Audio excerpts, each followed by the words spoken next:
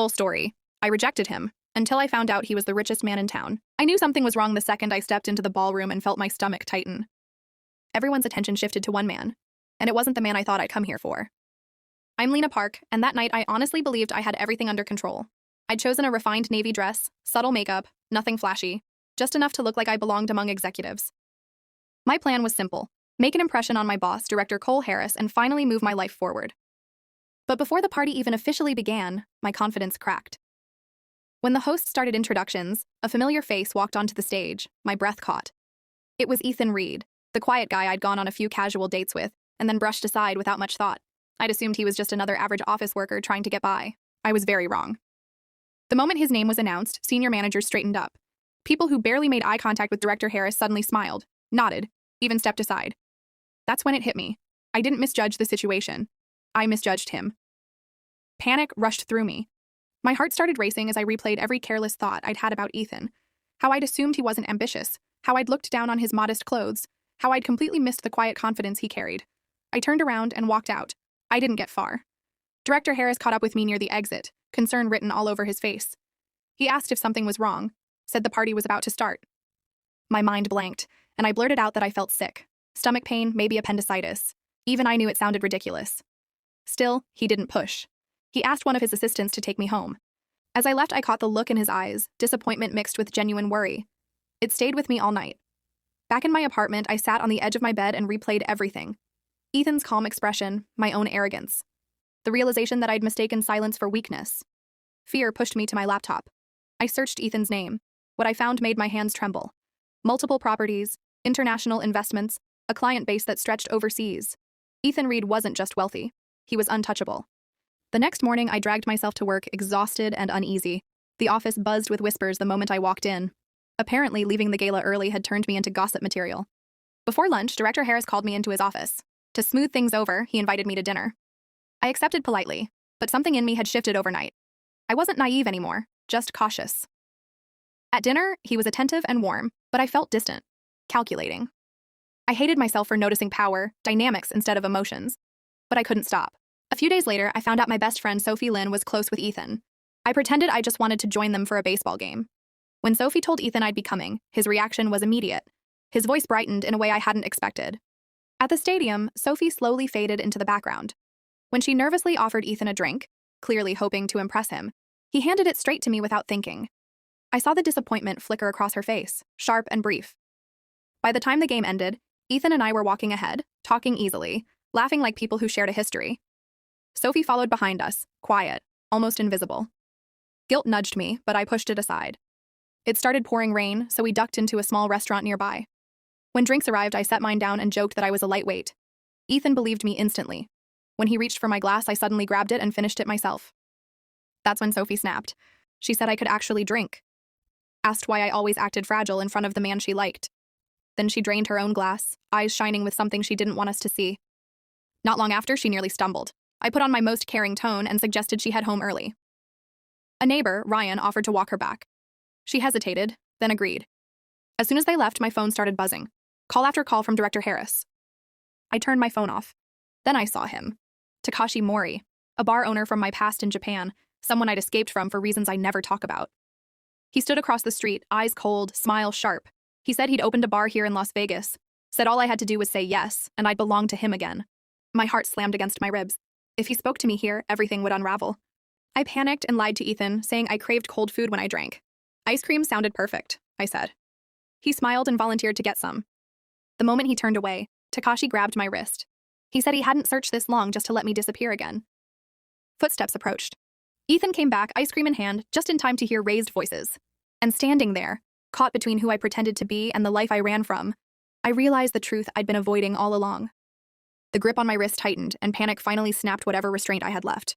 Let go of me, I said at first, low and shaky, hoping I could still contain it. Takashi only smiled, leaning closer like he owned the space around me. Something in me broke. Hey, I shouted, my voice cutting through the rain and street noise. Stop touching me. I don't know you. Heads turned. My heart was pounding so hard it felt like it might burst out of my chest. Takashi laughed under his breath and tightened his hold, hissing that I was being dramatic. That was it. I yanked my arm back as hard as I could and looked straight past him. Ethan! I called out, my voice loud and raw. Help me, this man is harassing me! Ethan froze. For half a second, I saw confusion on his face. Then something darker, sharper. He dropped the ice cream without a second thought and crossed the distance between us in long strides. What's going on? He asked, positioning himself between me and Takashi without hesitation. I felt a rush of relief so strong my knees almost gave out. My hands were shaking, but I forced myself to speak. I don't know him. He grabbed me and wouldn't let go. Takashi scoffed, switching tactics instantly. He claimed we were old friends, that I was overreacting. He even tried to laugh it off, like this was all a misunderstanding. Ethan didn't laugh. Step back, Ethan said calmly, but there was steel in his voice. Now. For the first time, Takashi hesitated. Ethan didn't raise his voice. He didn't threaten. He simply stood there, steady and unmovable, one hand slightly behind him like he was ready to shield me if needed. I've already called the police, Ethan added, eyes never leaving Takashi's face. That was a lie, I could tell, but it worked. Takashi's expression changed. Annoyance flickered, then calculation. He muttered something under his breath, threw me one last look filled with warning, and finally stepped away. Next time, he said quietly, before turning and disappearing into the rain. The moment he was gone, the strength drained out of me.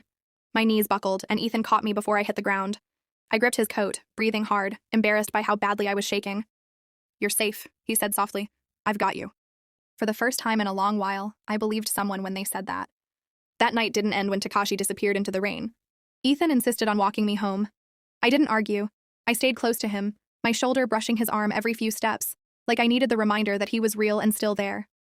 We didn't talk much at first. My nerves were too raw, my thoughts too loud. When we reached my apartment building, I finally felt steady enough to breathe again. That's when my phone buzzed. Then buzzed again. And again. Director Harris.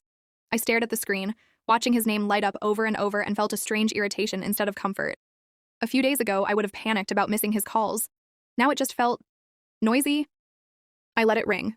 Then it rang again and again. Messages followed. Concern mixed with expectation. Apologies wrapped in invitations. A few days ago, I would have felt flattered. Now it just made my head hurt. I put the phone face down and tried to sleep. The next morning, the harassment started quietly. An unknown number, one short message. You screamed yesterday, that doesn't erase history. My chest tightened. I deleted it immediately, like that could erase the feeling too. At work, I forced myself to act normal. Smile, type, answer emails. I avoided eye contact with my boss, but I could feel his attention anyway. He stopped by my desk twice, asking if I'd eaten, if I was feeling better, if we could talk later. I said maybe, I didn't mean it. That afternoon, another message came through, photos this time. Old ones, from years ago, from the bar in Japan. Images I tried not to remember, sent with deliberate timing, like he knew exactly when to strike. I didn't tell Ethan. I told myself I was protecting him, or maybe protecting the version of myself he believed in. Either way, I locked the screenshots in a hidden folder and swallowed the fear. Ethan showed up that evening anyway. He didn't ask questions. He just walked beside me, talking about nothing important. A game he'd watched, a client who annoyed him, the weather turning colder. I nodded and laughed in the right places, pretending my phone wasn't buzzing in my coat pocket. When it buzzed again, I knew without looking. Director Mason. I turned the phone off. Over the next few days, everything blurred together. My boss kept reaching out, his interest growing sharper the more distant I became. Takashi's messages came less often but felt heavier, like reminders that he hadn't gone anywhere. And Ethan was steady. He never rushed me, never pushed. He held doors, remembered how I took my coffee, walked me home when it got late. Sometimes our hands brushed, and neither of us pulled away. That scared me more than the threats. One night, we sat on the steps outside my building, the city humming quietly around us. He looked at me like he was trying to understand something he couldn't quite name. You don't have to tell me, he said gently, but you seem tired lately. I wanted to tell him everything, the past, the messages, the fear. Instead, I smiled and said, just work stuff. He nodded, accepted it, trusted me. As he stood to leave, he hesitated, then said softly, I'm glad I ran into you that night. So was I. But as I watched him walk away, I felt the weight of everything I wasn't saying, and the quiet fear that when the truth finally surfaced, it might cost me the one person I didn't want to lose. I need to be honest about something, at least with myself. At the beginning, Ethan was never about love. When I first realized who he really was, what he owned, what his name meant in certain rooms, something practical inside me woke up. I told myself it was survival. I told myself I was just being realistic in a world that rewards people with resources. I liked what his money represented: safety, stability, a life where I wouldn't have to keep running. So yes, at first I wanted him to fall for me, not the other way around. I watched my tone, my smiles, the way I listened just enough but never too much. I knew how to seem warm without being vulnerable. I'd done it before. And I convinced myself that was all it was. But somewhere along the way, the plan started slipping. Ethan never flaunted his wealth. He didn't try to impress me with numbers or status. He talked about work like it was responsibility, not power. When people praised him, he brushed it off. When I was quiet, he noticed, not in a demanding way, just a gentle one. That wasn't part of my strategy. I caught myself waiting for his messages. Not because of what he could offer, but because of how calm I felt when his name appeared on my screen. I started dressing for comfort instead of effect when I knew I'd see him. I laughed without checking how I sounded. That scared me. I told myself it didn't mean anything, that I still liked the idea of his life more than the man himself. That once things settled, I'd feel the same controlled detachment I always had. But then one night, he showed up soaked from the rain, holding takeout because he remembered I'd skipped dinner. No assistants, no driver. Just him, slightly awkward, pretending it was no big deal. And something in my chest shifted. I realized I cared whether he was tired, whether he'd eaten, whether I'd hurt him without meaning to. That wasn't money. That wasn't strategy. That was feeling. The worst part was how quietly it happened. No dramatic moment, no confession, just the slow, terrifying awareness that when I imagined losing him, the fear had nothing to do with comfort or security. I was falling for Ethan, and I hadn't planned for that at all. One evening, I walked into a quiet cafe earlier than planned and stopped short when I heard my name. My best friend, Sophie, was sitting a few tables away, her voice low but sharp. She sounded hurt, angry, and the name she was saying next made my chest tighten. Ethan. I didn't mean to listen, but once I realized what she was talking about, my feet wouldn't move. She told someone everything, about my past overseas, about the bar job I never talked about how close I'd gotten to Director Mason, how people at work whispered about me. She didn't soften it. She didn't defend me. She said it the way someone does when they're trying to convince themselves they're right to be upset, because she liked Ethan, and she hated that I was standing in her way. What I didn't expect was Ethan's response. His voice was calm, too calm. I know, he said. Sophie laughed bitterly, like she thought he was pretending. She asked how he could still talk to me after knowing what kind of woman I was. She used a word I'd heard before, one I pretended didn't hurt. Gold digger. Ethan didn't deny it. I knew from the start, he said, about her past, about Mason, about why she noticed me. My heart dropped. He continued, steady and unapologetic. And I also know she's not lying to herself about it anymore. Sophie went quiet. She didn't grow up protected, Ethan went on. She learned to survive. If money feels like safety to her, I won't shame her for that. I felt exposed, stripped bare without ever opening my mouth. Sophie asked him why. Why he would accept that. Why he would still stay close to me. There was a pause before he answered. Because I like her, he said simply. And if she's someone who values stability, then I'll be stable. If she's someone who learned to calculate feelings, then I'll be patient enough to let her feel them for real. My eyes burned. I'm not trying to be a lesson for her, he added. I'm choosing her, as she is. By the time I realized my hands were shaking, the conversation was over. Sophie stood up, defeated, and walked out without looking back. Ethan stayed seated, staring into his coffee like he already knew I was there. When he finally looked up and saw me, there was no surprise on his face. I figured you'd hear eventually, he said gently. I wanted to apologize, to explain, to deny everything and confess everything all at once. But the words tangled in my throat. So, I managed, you know I didn't like you for the right reasons. He smiled, and not amused, not hurt, just calm. I know you didn't, he said. At first. I asked him why he stayed. He met my eyes and said something I wasn't ready for. Because I'm not afraid of who you were, Ethan said.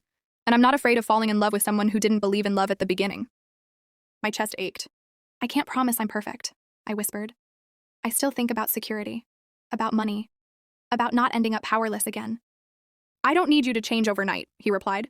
I just need you to be honest with yourself, eventually with me. Then he stood up, held the door open, and added softly, and if loving you takes time, I have it. For the first time, I wasn't afraid he'd see through me. I was afraid he already had and still chose me anyway. I realized I couldn't keep hiding anything from Ethan anymore. One quiet evening, we were sitting on the balcony of my apartment, the city lights sparkling below. My hands were shaking, and my stomach was full of knots, but I knew I had to do it. I looked at him and took a deep breath. Ethan, I need to tell you everything, I said, my voice low but steady. No more hiding, no more pretending.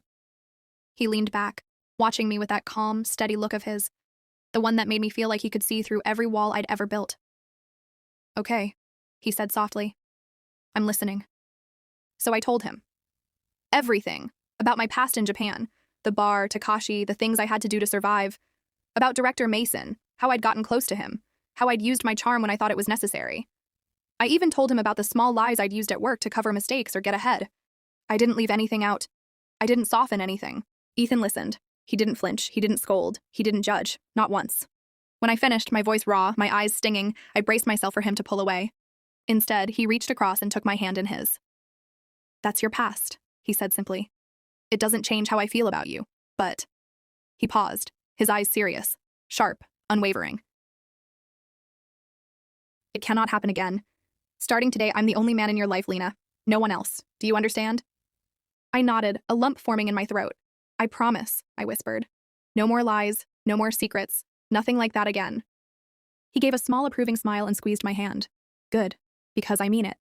You're mine now, fully, and I'll make sure nothing or no one can hurt you again." I wanted to believe him. I wanted to really believe him. Then he told me the part that made my chest lift. "I've already taken care of a few things," he said quietly. "Director Mason? Fired. Turns out he was embezzling company funds. You won't have to worry about him anymore." I blinked. Relief flooded me, but it didn't erase the lingering fear. "And the other one," Ethan continued, voice low, almost dangerous. "Takashi Mori? Back in Japan. After I found out he was running a legal business in Las Vegas, I made sure he knew I was serious. He'll leave you alone. Completely. Your past. It's clean now." I felt tears prick my eyes, but I blinked them back. I didn't deserve this level of protection, this level of care. And yet, here he was, standing guard over me, quietly and without question. I took a shaky breath and finally let myself relax against him. I want to do right by you," I said. "I want to love you properly, not just the money, not just the plan." He brushed a strand of hair from my face, his thumb tracing my jawline. "I know," he said softly. "And you already do. That's why I'm not afraid to let you fall for me. But Lena, the rest is gone. Your past is gone. We start from now, together. Just you and me." And for the first time, I believed it. I wasn't just a girl who used charm and opportunity anymore. I was someone who wanted him, really wanted him. And he wanted me. All of me, even the messy parts I had feared would drive him away. For the first time in my life, I felt safe. And I felt something else too. Something I couldn't deny. I was falling in love with him. Ethan didn't rush me. After everything I'd confessed, he treated me the same way he always had. If anything, he was more patient. He walked me to work when our schedules matched. He waited outside my building when it rained. He remembered the smallest details, how I liked my coffee slightly bitter, how I went silent when I was tired instead of complaining. And I noticed things too. He never checked my phone, never questioned where I was. The trust he gave me wasn't loud or possessive. It was calm, almost matter of fact, like he believed I would keep my word. That trust sat heavier than any rule ever could. One evening, we ended up in the kitchen together, cooking something simple and completely unplanned. He burned the garlic. I laughed harder than I should have. For a moment, we just stood there, shoulder to shoulder, the apartment warm and quiet. It felt normal. That was when it scared me. Because I realized I wasn't thinking about what Ethan could give me anymore. I wasn't imagining safety nets or future comfort. I was just enjoying the way he tilted his head when he listened, the way his sleeves were always rolled up, the way he looked at me like I mattered even when I wasn't trying. Later that night, we sat on the couch, close but not touching. My head rested against his shoulder without me even thinking about it. When he wrapped his arm around me, it felt natural, like something that had been missing and quietly clicked into place. "You okay?" he asked softly. I nodded, then shook my head. "I think I'm changing." He smiled a little. "I know." The next few weeks were like that. Simple dinners, late-night talks, mornings where I woke up before him just to watch him breathe, surprised by how peaceful his presence made me feel. And then one night, as we walked home under streetlights, I caught myself worrying about him, whether he was sleeping enough, whether work was weighing on him too much. That's when it hit me. I didn't love him because he could protect me. I didn't love him because he was powerful. I loved him because he was kind without being weak, because he chose me with open eyes, because he made me want to be honest, even when honesty was uncomfortable. No! I stopped walking. "Ethan," I said, my voice quiet but steady. He turned, eyebrows lifting slightly. "Yeah, I think I love you." For a moment, he didn't say anything. Then he stepped closer, cupped my face gently, and rested his forehead against mine. "I know," he said. "I've known for a while." I laughed softly, tears blurring my vision. "You're unfairly patient." He kissed my forehead. "You were worth waiting for." And standing there, under the glow of a flickering streetlight, I finally understood something I'd never believed before. Love didn't feel like desperation. It didn't feel like strategy. It felt like coming home. Ethan and I didn't rush into a fairy tale. We moved slowly, deliberately. Trust was something we rebuilt day by day. I learned how to sit with stability without trying to control it. He learned when to hold me close and when to let me stand on my own. I went back to work under my own name, my own effort. No shortcuts, no hidden favors. When people looked at me, I wanted them to see me, not who I was attached to.